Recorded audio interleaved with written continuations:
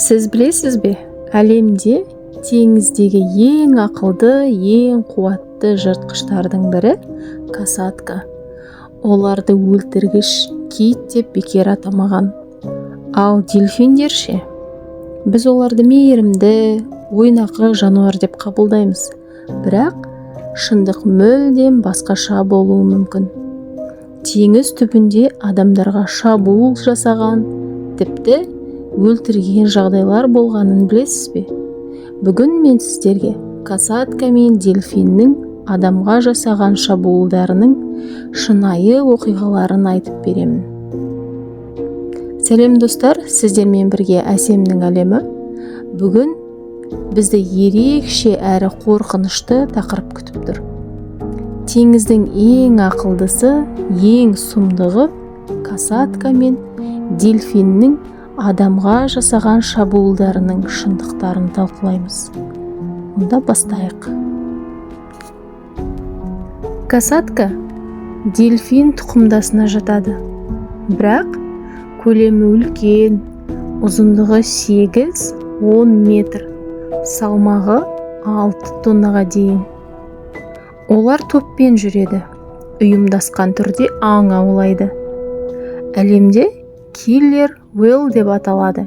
Себебі балықтан бастап ит, балық, тіпті киттің өзіне шабуыл жасайды екен. Адамның даусын, кеменің мотор дыбысын ажырата алады. Олар сондай ақылды болады. Касатканың адамға шабуылдары. ақш-та 2010 жылы Орландо қаласындағы SeaWorld саябағында Телекум атты касатка өзіне күтім жасайтын әйел тренерді сахнаға суға тартып алып өлтіріп тастаған. Мыңдаған көрерменнің көзінше болған. Көрермендердің айқайы, адамдардың шошуы, жануардың ашулануы, барлық эмоция қорқынышты болды. Себебі сарапшылардың айтуынша касатка ұзақ жыл бойы бассейнде қамалып, стресске түскен. Ал мына екінші бір оқиға Канадада 1991 жылы болған. Бір ер адам аквариумға заңсыз кіріп, касатканың қасына түскен. Таңертең оның мәйітін касатканың арқасына тапқан. Бұл оқиға касатканың ойнап жүріп те адамды өлтіре алатынын көрсетті. Ал тағы бір мына оқиғада ғалымдар зерттеген жағдай. Ашық мұхитта касатка адамға әдейі шабуыл жасамайды. Бірақ серфингпен айналысқан адамдарды теңіз аңына ұқсатып, байқамай жақындап қалған оқиғалары бар екен. Яғни серфингпен жүрген адамдарды ұстап алып, өлтіріп, жеп қойған кездері де болған екен. Біз ойлаймыз, дельфинді сондай бір сүйкімді, адамға жанына барсаң ойнақтап, сондай болып көз алдымызға елестетеміз. Бірақ дельфиннің де адамға шабуылы болады екен. Біз дельфинді достық жануары деп қабылдаймыз. Бірақ олар да қауіпті болады. Дельфиндер агрессияға берілгіш. Олар өз арада төбелеседі. Кейбір жағдайларда адамдарды итеріп, суға батырып, жарақаттайды екен. Туристік жерде бір әйелді дельфин су астына бірнеше рет итеріп, аяғын жарақаттап кеткен. Ал Қытайда бір қызды дельфин жағалауға апармай, ашуланып, тістеп алған. Мейірімді деп ойлаған жануардың осылай жасаған елестетіп көріңізші енді.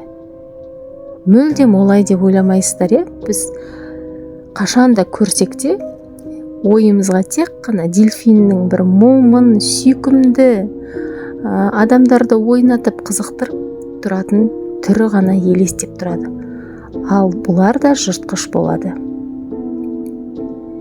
Касатка қамауда стресске ұшырайды. Адамды ойыншық немесе қауіп деп қабылдайды. Ал дельфин қорғану инстинкті, территориясын қорғайды, кейде ойын барысында. Адамдардың реакциясы мен эмоциясы. Көрермендер көбіне шошып қалады, бірақ түсінбестік бар. Біз оларды дос деп ойлаймыз. Жәбір көрген адамдардың көбісі өмір бойы теңізге жақындаудан қорқып қалады. Міне достар, бүгін біз касатка мен дельфиннің адамға жасаған шын шабуылдарын қарастырдық. Әдетте олар бізге қауіпті емес, бірақ табиғат заңын ешкім өзгерте алмайды. Бұл жануарлар нағыз жыртқыштар. Олардың да сезімі, ашуы, қорғанышы бар. Сондықтан теңізге барғанда, әсіресе олар мекендейтін аймақтарда абай болуымыз керек. Табиғатты сыйласақ, ол да бізді сыйлайды. Бірақ оны циркке жауып қойсақ, немесе шектен тыс пайдалансақ, біз үшін қауіпті болуы мүмкін. Достар, сіздер теңіз жануарларынан қорқасыздар ма? Комментарийде ойларыңызды жазыңыздар. Арнаға жазылып, видеоны бөлісуді ұмытпаңыздар. Келесі қызықты тақырыпта кездескенше сау болыңыздар.